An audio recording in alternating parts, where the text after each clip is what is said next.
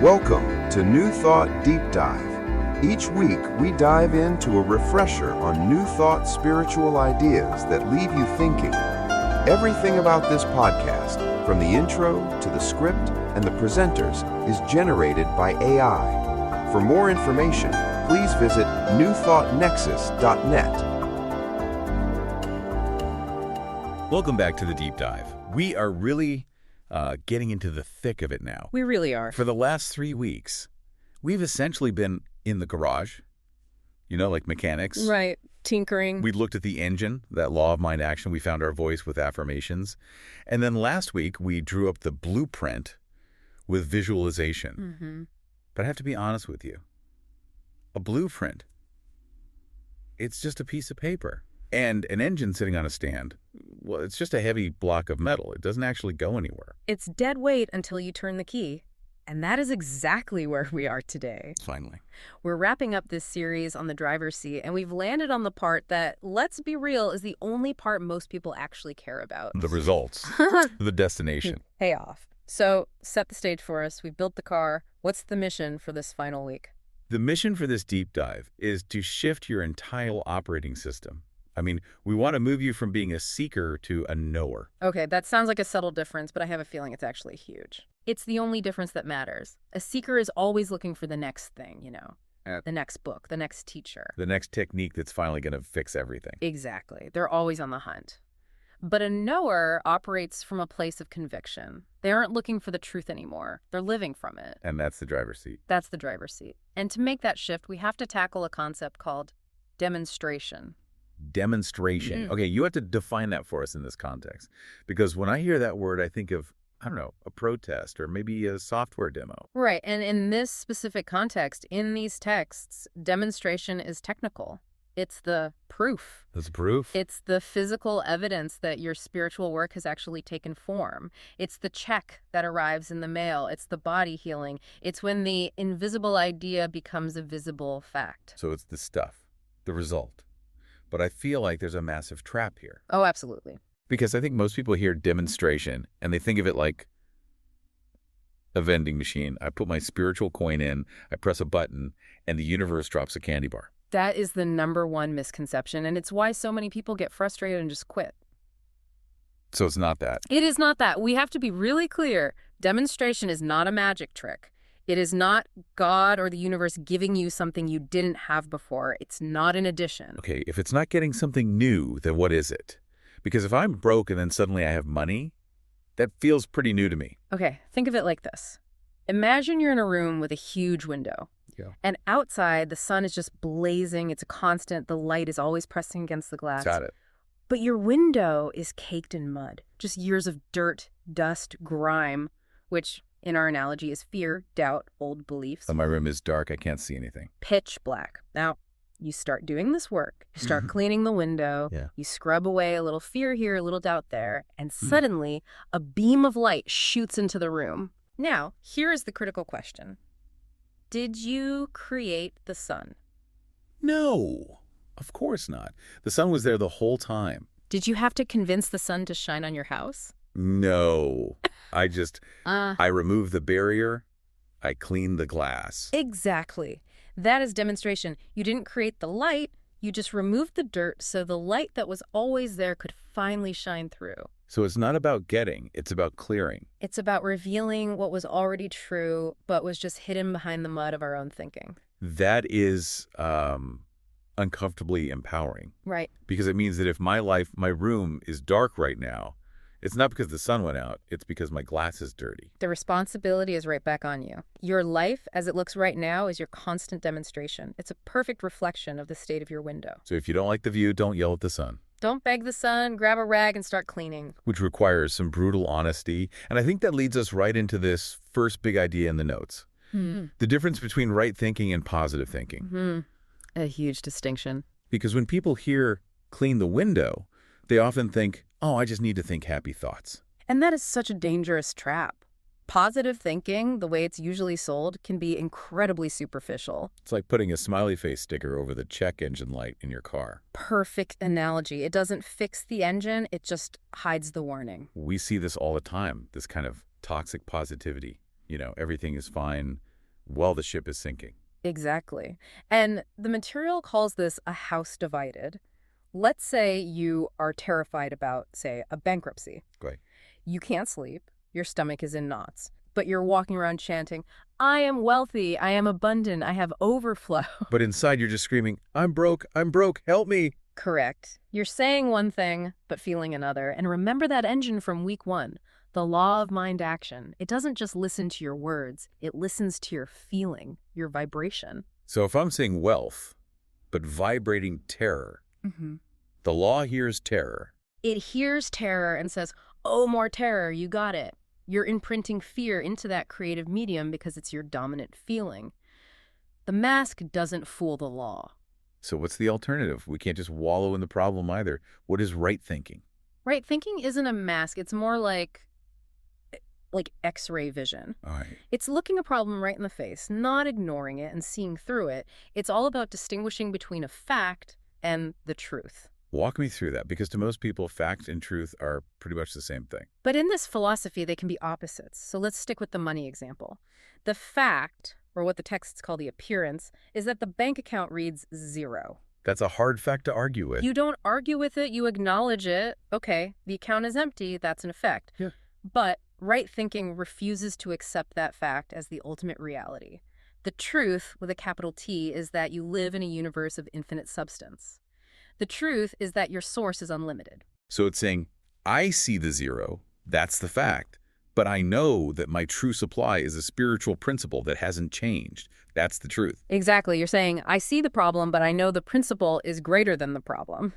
It's having the spiritual grit to say that the number on the screen is temporary, but the law of abundance is permanent.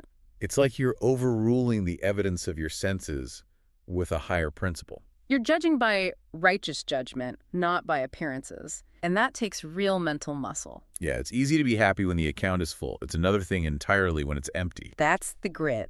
So how do you actually do that? When the world is screaming at you, the notes here talk about taking dominion. Right. And dominion is a loaded word, it sounds. Heavy. It sounds kind of imperialistic, like I'm going to go boss everyone around. And we have to be so clear, that is not what this means. Taking dominion isn't about external control. It's not about manipulating people or forcing things to happen. That's force, not power. Exactly. Yeah. Taking dominion is internal mastery. There's a brilliant analogy in the notes for this.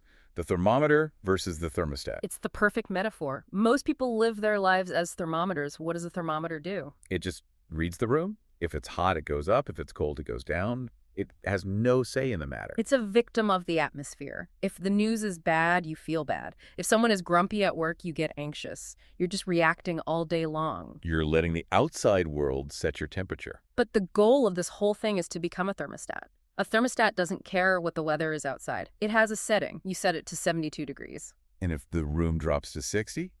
The thermostat doesn't panic. It doesn't post on social media about how cold it is. It kicks on the furnace. It activates its power to force the room to match its setting. It forces the environment to match its internal command. So taking dominion is deciding, I am going to be peaceful today, and holding that setting no matter what chaos is erupting. You set your inner atmosphere, and the outer world has to adjust. That's the principle. You don't change the world to feel better. You feel better to change the world. That's a total reversal of how we normally live.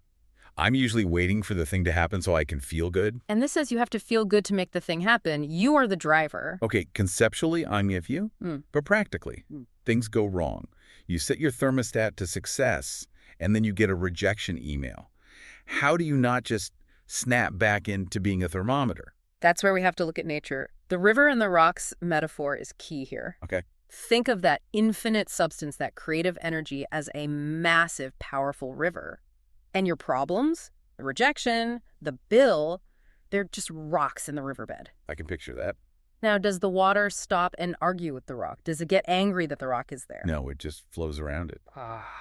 Or over it, under it. It acts with total non-resistance. The water knows the rock can't stop the river. It can only change its shape for a moment. The problem is when we stop flowing. We rigidify. We fixate on the rock. We mentally fight it. This shouldn't be here. It's not fair. And that fixation is what stops our own flow. We give the rock all our power by staring at it. We do. So the technique here is non-resistance.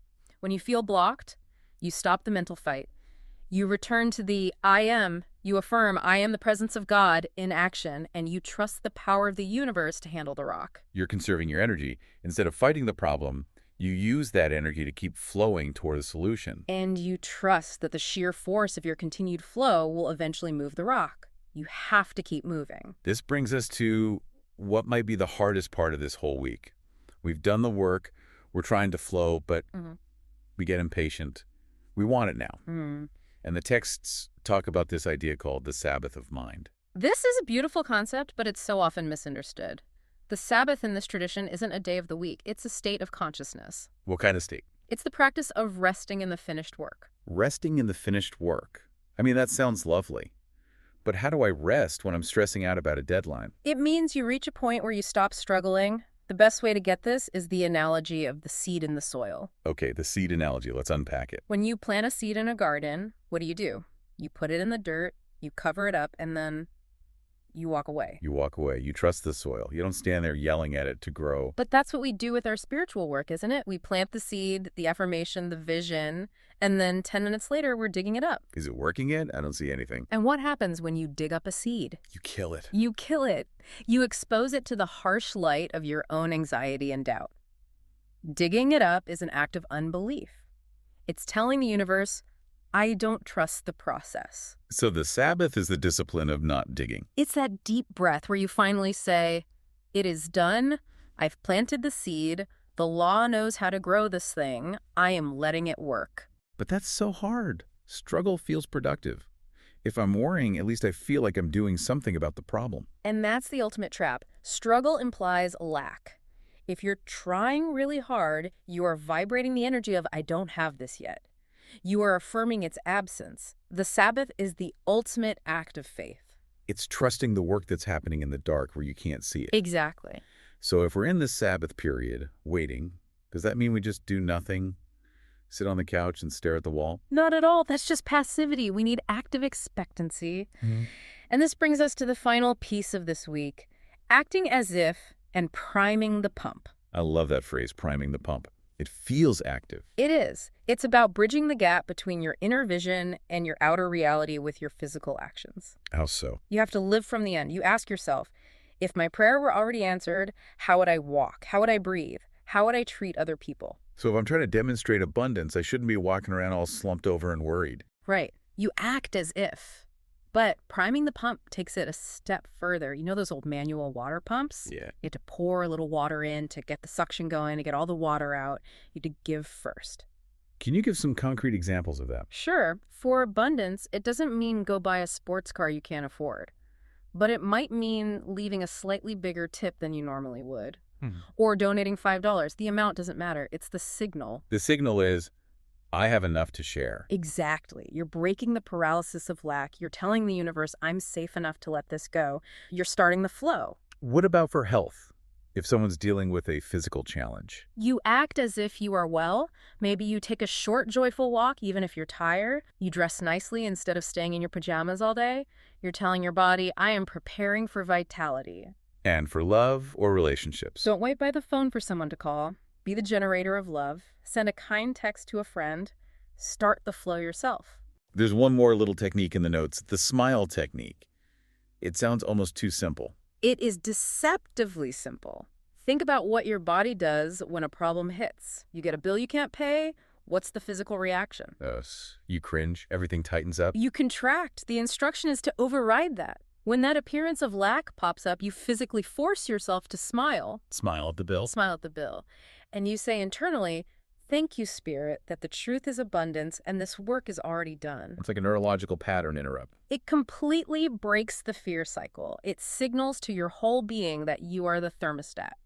You are not intimidated by this data. You're basically winking at the universe. I love that. Winking at the problem. It's the ultimate confidence. This has been such a journey. From the engine in week 1, to the voice, to the blueprint, and now, finally, walking the walk. It's a complete system. But like any system, it only works if you actually work it. Right. This isn't just theory. It's about changing the entire operating system of your life.